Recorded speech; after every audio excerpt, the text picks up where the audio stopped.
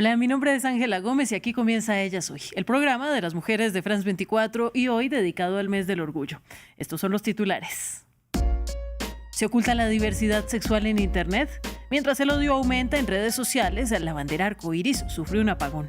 Un fenómeno ligado a la expansión de discursos conservadores y antiderechos LGTBIQ+. Les contamos. Después de que una orden de Donald Trump exigiera la salida de las personas trans del ejército, quienes no se fueron voluntariamente quedaron en un limbo legal. ¿Qué pasa con sus derechos? Nuestra corresponsal Mamen Sala nos muestra un testimonio. Y las falsas terapias de conversión serán castigadas con hasta 2 años de cárcel en España. El Congreso penalizó las prácticas tras comprobarse que las multas de 2023 resultaron ineficientes, porque es urgente legislar el fraude contra la diversidad. Analizamos con una experta. ¿Qué pasa cuando las empresas e instituciones dejan de hablar de diversidad y de género?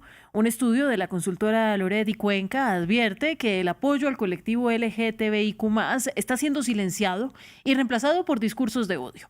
Samuel Salgado Castro nos cuenta. Cada junio las redes se llenaban de arcoíris, pero ahora el respaldo se apaga. Según la consultora Loret y Cuenca, la cobertura sobre diversidad cayó casi a la mitad en España y un 73% en Argentina. El compromiso parece que se volvió temporal.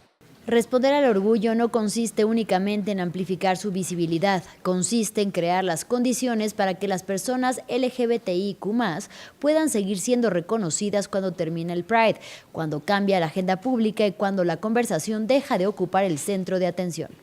Ese vacío lo llena el conflicto. El odio digital creció un 38% globalmente y un 76% en México. Hoy, 3 de cada 5 mensajes hacia el colectivo son ataques directos, una violencia que ya se automatiza. La violencia algorítmica trasciende la generación de avatares anónimos y encuentra su expresión más agresiva en la creación de deepfakes. En este terreno, las herramientas de inteligencia artificial se están utilizando para convertir la identidad LGBTIQ+ en un arma de difamación. Existe una tendencia al alza centrada en fabricar videos o imágenes falsas que imponen estereotipos de orientación sexual o de género a figuras públicas con el único fin de ridiculizarlas o deslegitimarlas. El sesgo de la inteligencia artificial es alarmante. Asume que el éxito y el liderazgo son heterosexuales, mientras vincula al colectivo con el trauma. Además, en 7 de cada 10 imágenes generadas les impone banderas y símbolos llamativos, reduciéndolos al cliché en vez de mostrar su cotidianidad. Dejar la diversidad en visto cede el control a la intolerancia. El futuro se está escribiendo con algoritmos del pasado. En enero de 2025, Donald Trump vetó a las personas trans en el ejército estadounidense. Quienes se quedaron están en el limbo, cobran pero no tienen funciones. Aunque un tribunal frenó temporalmente estas expulsiones el 1 de junio, la batalla legal sigue.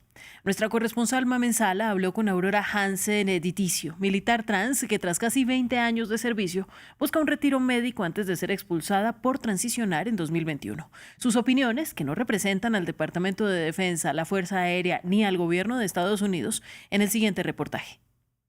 A sus 37 años, Aurora ha dedicado casi 2 décadas a servir a su país. Irak en 2010 fue mi primera misión. Estuve un tiempo en casa y me enviaron a Afganistán. Juró defender Estados Unidos con su vida, pero en mayo de 2025, 4 años después de iniciar su transición a mujer, el gobierno prohibió la entrada de transexuales al ejército. No me tomé bien la noticia. Tenía algunos problemas mentales que había estado trabajando. En cierto punto intenté acabar con mi vida. Tras sobrevivir en zona de guerra, ahora libra la batalla más dura en su propia casa.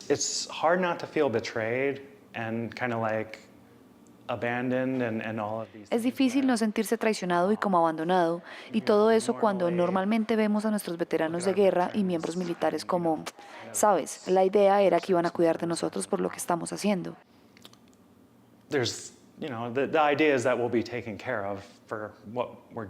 Está intentando que la justicia le permita retirarse por cuestiones médicas, por las secuelas psicológicas de la guerra y por el golpe emocional de los últimos meses. Para los expertos, esta es la parte más dura. Depresión, enfadado, ansioso, ira, porque no te han expulsado porque has hecho un mal trabajo, te están expulsando por quién eres. Michael representa a 28 militares transexuales que el año pasado rechazaron la oferta del Pentágono de abandonar el ejército de manera voluntaria. Desde entonces pelean judicialmente por permanecer en servicio. Están en un limbo, mayoritariamente en su casa, a veces en países extranjeros donde estaban sirviendo y no han podido volver a casa a ver a sus familias desde hace ahora más de un año y medio. El 1 de junio, una corte federal frenó la expulsión de sus clientas del ejército. Una victoria importante, pero no definitiva, porque el gobierno va a recurrir la decisión y además la entrada de nuevos miembros transexuales sigue siendo imposible. España castigará hasta con 2 años de cárcel las mal llamadas terapias de conversión para ciudadanías diversas. Vamos al análisis con Paula Iglesias, presidenta de la Federación Estatal LGBTI+ en España. Un saludo para ti. Y estas supuestas terapias ya eran castigadas con multas desde 2023 con la ley trans, pero la pena dependía de comunidades autónomas. ¿Por qué es importante lo aprobado ahora? Sí, España en el 2023 aprobó la ley LGTBI+, que sí que penaba administrativamente las prácticas de conversión. Esto, por la naturaleza de la ley, que es una ley administrativa, pues no permitía, ¿no?, esta sanción de tipo penal. Así que la sanción se quedaba en una multa económica, que muchas veces pues, este tipo de prácticas están financiadas pues, por organismos internacionales o por agrupaciones religiosas que bueno, pues pueden hacer frente a la multa muy fácilmente y ya está. Por eso era importante hacer esta reforma en el Código Penal de nuestro país, para que no solo una multa que fácilmente se puede pagar, sino que sean condenadas con penas de cárcel, con inhabilitación profesional, ¿no? y que efectivamente se erradiquen, porque bueno, pues están haciendo mucho daño entre nuestro colectivo. Ahora, sobrevivientes se denuncian que la Iglesia Católica ha alentado estos procedimientos. ¿Cómo se ejercerá la vigilancia y el contrapeso ante estos abusos y discursos? Efectivamente, lo que estamos viendo es que hay una instrumentalización, ¿no?, tanto de la religión en este caso, o de la espiritualidad, como también de la psicología, porque pues a partir de grupos de acompañamiento espiritual o de guías de acompañamiento psicológico, que en realidad ni son una cosa ni son la otra, ¿no?, es un camuflaje de prácticas, pues es una manera de esconderlas y de poder seguir practicándolas. Efectivamente, ahora con la reforma del Código Penal están sancionadas, ¿no?, y tienen esa pena de cárcel, antecedentes penales y la inhabilitación, que entendemos que puede ser una medida disuasoria. Pero claro, esto no se queda ahí, ¿no? Como estábamos comentando, esto está alimentado por discursos de odio y por un clima. Por eso el próximo paso y lo que la Federación ahora está impulsando a partir de, bueno, llevamos ya 3 años con ese trabajo que es paralelo a la aprobación de esta ley, es que estamos intentando impulsar, que ya está dentro del Congreso de los Diputados en tramitación y es que antes de que acabe el año pues pueda ser una realidad también, un pacto de Estado contra los discursos de odio hacia los grupos en situación de vulnerabilidad, porque son todos esos discursos que ahora mismo tienen altavoces en redes, en plataformas digitales e incluso por parte de líderes políticos los que están alimentando ese clima de crispación y los que luego legitiman pues este tipo de prácticas, ¿no? Así que bueno, pues en paralelo a esta aprobación esperemos que podamos ver este pacto de Estado que tiene uno de sus ejes pues la lucha contra estos discursos, la prevención, ¿no?, y la detección de todos estos círculos que alimentan ese odio. Bueno, Partido Popular y Vox se desmarcaron de esta nueva ley generando una indignación ante un asunto que sigue silenciado. España es de los pocos países en tomar acción. ¿Por qué estas falsas terapias deberían estar en las noticias? Sí, bueno, pues nosotras vivimos con mucha pena, la verdad, que partidos como PP y Vox, ¿no?, en este caso se desmarquen de algo que son derechos humanos, que no debería depender del partido o del color, sino que al final han sido calificadas como tortura por la ONU. O sea, estamos intentando erradicar la tortura y el odio de nuestra sociedad democrática, ¿no? Entonces, bueno, no lo entendemos.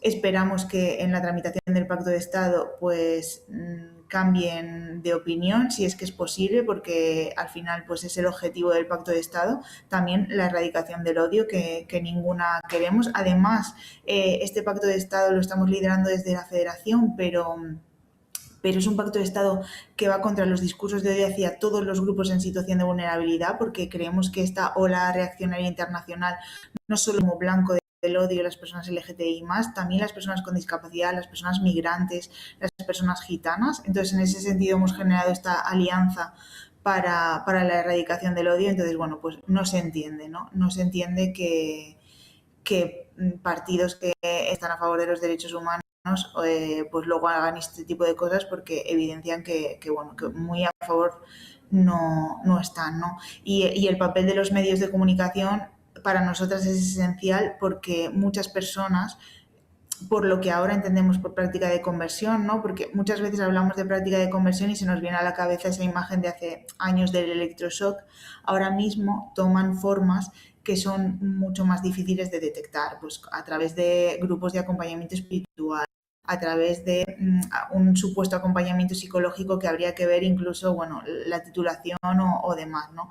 Entonces, bueno, yo creo que dar visibilidad a que esto, por desgracia, sigue existiendo, cómo se detecta por parte de una persona que, bueno, pues en un contexto desesperado o de mucha LGTBI-fobia social intenta acudir a esto, y sobre todo, una vez se sale, cómo articular los mecanismos de denuncia, yo creo que es esencial, ¿no? Dar esta información a la ciudadanía, y ahí pues los de comunicación tenéis un papel esencial.